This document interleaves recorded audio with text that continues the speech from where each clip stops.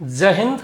आज हम डिस्कस करेंगे मोलैरिटी और मोलैलिटी का इंटर कन्वर्जन। मतलब क्वेश्चन में आपको मोलैरिटी दे रखी है और मोलैलिटी पूछेगा तब हमारा क्या अप्रोच होगा, या मोलैलिटी दिया है और मोलैरिटी पूछा है तब हमारा क्या अप्रोच होगा। और इन दोनों कंसंट्रेशन टर्म्स का डेंसिटी के साथ क्या रिलेशन है वो भी समझते हैं। तो पहले हम डिस्कस करेंगे मोलैरिटी से molality small m। Suppose that हमारे पास एक कैपिटल M मोलर सॉल्यूशन है, यानी एक सॉल्यूशन है जिसकी मोलैरिटी m है। Let molecular mass of solute equal to A. Let कर लिया है, क्वेश्चन में आपको सॉल्यूट दिया होगा, उसका कुछ मॉलिक्यूलर मास होगा। Density of solution equal to rho gram per ml, और आपको निकालना है मोलैलिटी। इतना इंफॉर्मेशन सफिशिएंट है। जनरली डेंसिटी के साथ रिलेशन पूछता है तो यही डेंसिटी के साथ रिलेशन है। देखो, तो हमको क्या निकालना है, मोलैलिटी। और मोलैलिटी फाइंड करने के लिए हमको क्या चाहिए, मोल्स ऑफ सॉल्यूट चाहिए, मास ऑफ सॉल्वेंट चाहिए। ठीक है, तो देखो भैया, तो मोल्स ऑफ सॉल्यूट हमें दिया हुआ है कैपिटल M, हमको निकालना है मास ऑफ सॉल्वेंट। तो मास ऑफ सॉल्वेंट निकालने के लिए हम क्या करेंगे, मास ऑफ सॉल्यूशन निकालेंगे। मास ऑफ सॉल्यूशन निकालेंगे, उसकी हेल्प से मास ऑफ सॉल्वेंट निकालेंगे। तो देखो, mass of solution equal to, हम जानते हैं कि डेंसिटी इक्वल टू होता है मास अपॉन वॉल्यूम, और मोलैरिटी का मतलब ये है कि m moles of solute dissolve in 1000 ml solution.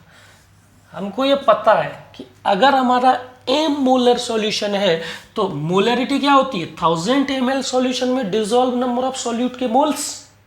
तो 1000 ml क्या है हमारा वॉल्यूम, तो वॉल्यूम हमारा कितना है 1000 ml। तो अगर हम मास फाइंड करेंगे तो क्या हो जाएगा, रो इंटू वॉल्यूम, यानी डेंसिटी इंटू वॉल्यूम। डेंसिटी हमारा रो और वॉल्यूम हमारा है 1000 ml। तो ये हमारा निकल के आ गया मास ऑफ सॉल्यूशन। अगर हम फाइंड करें मास ऑफ सॉल्यूट, तो मास ऑफ सॉल्यूट कैसे निकलेगा, हमको मॉलिक्यूलर मास ऑफ सॉल्यूट दिया हुआ है, मोल्स हमारे पास m है सॉल्यूट के, इजीली मास ऑफ सॉल्यूट निकाल सकते हैं। क्या हो जाएगा, a into m।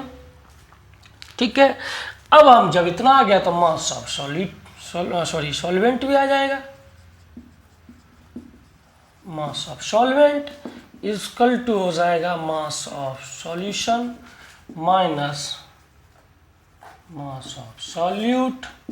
Mass of solution हमारा कितना है, ये रहा rho into 1000 minus mass of solute क्या है, m इंटू ए। तो ये आ गया हमारा मास ऑफ सॉल्वेंट। सिंपल मोलैलिटी क्या आएगा, molality equal two moles of solute जो दिया है capital M upon mass of solvent minus m into A into 1000, क्योंकि ये ग्राम में दिया है, दैट इज मोलैलिटी। ठीक है भैया, तो बहुत आसान है, हमने कुछ नहीं किया, जो डेटा दिया हुआ था उसके अकॉर्डिंग हमने मास ऑफ सॉल्यूशन निकाल लिया, मास ऑफ सॉल्यूट निकाल के मास ऑफ सॉल्वेंट निकाल लिया बस। मोलैलिटी इक्वल टू हमको पता है कि total moles of solute upon mass of solvent in gram into 1000। तो इस तरीके से हमें अगर डेंसिटी दे देता है या हमको मोलैरिटी से मोलैलिटी पूछता है तो ये अप्रोच लगा करके हम इजीली न्यूमेरिकल को सॉल्व कर सकते हैं। ठीक है, देखो अब हम इसका रिवर्स करते हैं कि अगर हमको मोलैलिटी दे रखा है और मोलैरिटी पूछ रहा है तब क्या करेंगे।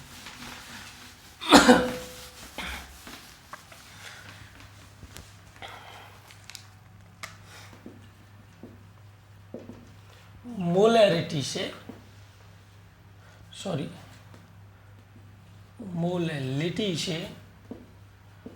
मोलैरिटी, मतलब कैपिटल एम पूछा है, स्मॉल एम दिया है, ये हमें अब दे रहा है स्मॉल एम, और डेटा हमारे पास यही है, और यहाँ पूछा है हमें मोलैरिटी। ओके देखो, तो स्मॉल एम का मतलब क्या है, अभी लास्ट लेक्चर में हमने सीखा था कि एम क्या है, हमारे मोल्स ऑफ सॉल्यूट है। क्या है? Moles of solute. किसमें? सॉल्वेंट के 1000 ग्राम में प्रेजेंट। तो हमारा मास ऑफ सॉल्वेंट क्या हो जाएगा? 1000 ग्राम। ये हमें इसी ने बता दिया कि हमारा मोलैलिटी दिया है स्मॉल एम। तो ये हमको थोड़ा सोचना पड़ेगा कि कितना डाटा दिया और उससे हम कितना डाटा और इकट्ठा कर सकते हैं। ठीक है, तो मास ऑफ सॉल्वेंट आ गया हमारा 1000 ग्राम, मास ऑफ सॉल्यूट दिया है हमारा ये। तो अब हमको मोलैरिटी के लिए क्या निकालना पड़ेगा? वॉल्यूम निकालना पड़ेगा सॉल्यूशन का, वो भी। तो आप जानते हो कि डेंसिटी इज इक्वल टू क्या होता है? Mass upon volume. तो वॉल्यूम इज इक्वल टू क्या हो जाएगा? Mass upon rho density. तो मास ऑफ सॉल्यूशन निकालने के लिए क्या करेंगे? मास ऑफ सॉल्यूट निकालते हैं पहले। मास ऑफ सॉल्यूट हो जाएगा हमारा A, मॉलिक्यूलर मास सॉल्यूट का A, into moles of solute small m। तो अब हमारा आ जाएगा mass of solution. Mass of solution क्या होगा? मास of solvent plus mass of solute. तो 1000 gram plus A into m। तो ये हमारा निकल के आ गया मास ऑफ सॉल्यूशन। अब मास ऑफ सॉल्यूशन से क्या निकल के आ जाएगा? Volume of solution. तो volume of solution is equal to आएगा हमारा 1000 प्लस A अपॉन रो। ठीक है, किसमें? ml में। अगर इसमें हम 1000 का मल्ट कर दें तो ये हो जाएगा हमारा लीटर में। तो वॉल्यूम हमारा आ गया सॉल्यूशन का। हमको क्या निकालना है? हमको निकालना है भैया मोलैरिटी, और molarity is capital M equal to क्या होता है? मोल्स ऑफ सॉल्यूट, और मोल्स ऑफ सॉल्यूट क्या है? Small m। ठीक है, अपॉन वॉल्यूम ऑफ सॉल्यूशन। तो वॉल्यूम ऑफ सॉल्यूशन क्या है? 1000 m into A upon rho into 1000, या हम इसको और लिख सकते हैं capital M equal to small m into rho into 1000 upon 1000 plus m into A, that is called molarity. ठीक है, तो हमने कुछ नहीं किया है, जो डेटा दिया हुआ उसके बेस पे इंफॉर्मेशन इकट्ठे किए हैं जिससे हम अपने डेस्टिनेशन तक पहुंच सकें। तो बहुत इजी है, आप एक दो बार देखेंगे बहुत आसानी से समझ जाएंगे।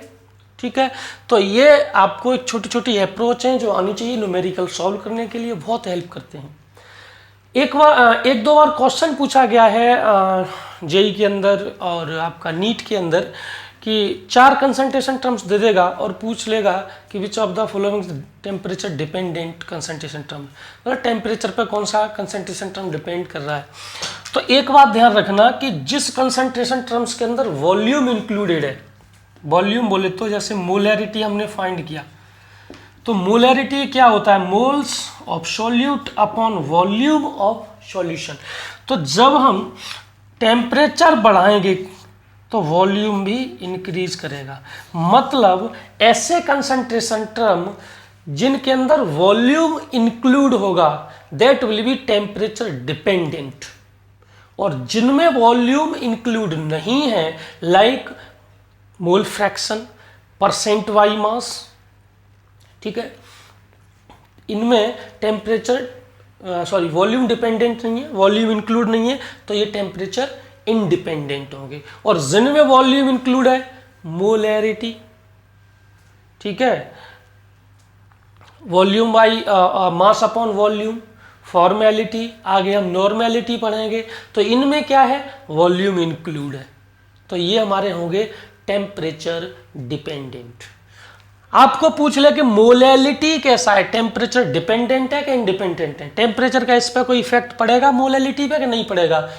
तो भैया नहीं पड़ेगा, because molality is the total number of solute total moles of solute dissolve in 1000 gram of solvent. तो इसमें वॉल्यूम इंक्लूड नहीं है, ठीक है। अब इसके बाद हमारा नेक्स्ट कंसंट्रेशन टर्म्स है नॉर्मेलिटी। नेक्स्ट कंसंट्रेशन टर्म क्या है? नॉर्मेलिटी। और नॉर्मेलिटी को इस कैपिटल N से रिप्रेजेंट करते हैं। तो नॉर्मेलिटी का डेफिनेशन हम आगे देखेंगे कि the total number of solute equivalents, solute के इक्विवेलेंट्स के जो नंबर हैं वो जब 1000 ml सॉल्यूशन में डिसॉल्व होते हैं, that is called normality. Equivalents क्या होते हैं? इक्विवेलेंट्स निकल के आएंगे इक्विवेलेंट मास से, और इक्विवेलेंट मास निकालने के लिए हमको चाहिए वैलेंसी फैक्टर या एन फैक्टर, और एन फैक्टर निकालने के लिए हमको ऑक्सीडेशन रिडक्शन की जानकारी होनी चाहिए। और ऑक्सीडेशन रिडक्शन हम कहाँ पढ़ते हैं? रिडॉक्स वाले चैप्टर में। वैसे तो रिडॉक्स रिएक्शन का आपके सिलेबस में एक अलग से चैप्टर बना के दे रखा है, लेकिन हम लोग इधर ही पढ़ेंगे, रिडॉक्स रिएक्शन को समझेंगे। जब हम रिडॉक्स समझ जाएंगे, ऑक्सीडेशन रिडक्शन समझ जाएंगे, अब एन फैक्टर निकालना सीख जाएंगे, उसके बाद हम नॉर्मेलिटी को बड़ी आसानी से समझ लेंगे, जो हमारा नेक्स्ट कंसंट्रेशन टर्म है। तो नेक्स्ट लेक्चर से बहुत ही इंटरेस्टिंग क्लासेस होने वाली हैं। हम पहले रिडॉक्स रिएक्शंस को कंप्लीट करेंगे, 1-2 लेक्चर्स में रिएक्शंस को बैलेंस करना सीखेंगे, ऑक्सीडेशन क्या होता है, रिडक्शन क्या होता है, रिडॉक्स रिएक्शंस क्या होती हैं, ये सब चीज़ें समझेंगे। डिफरेंट टाइप का एन फैक्टर निकालना सीखेंगे, फिर हम नॉर्मेलिटी पे आएंगे, और जब हम नॉर्मेलिटी कंप्लीट कर लेंगे, फिर हम इसके titration, single titration, double titration, back titration, जब ये कंप्लीट करेंगे फिर मिसलेनियस क्वेश्चंस करेंगे, और हमारे चैप्टर का हो जाएगा श्री गणेश। ठीक है, थैंक यू।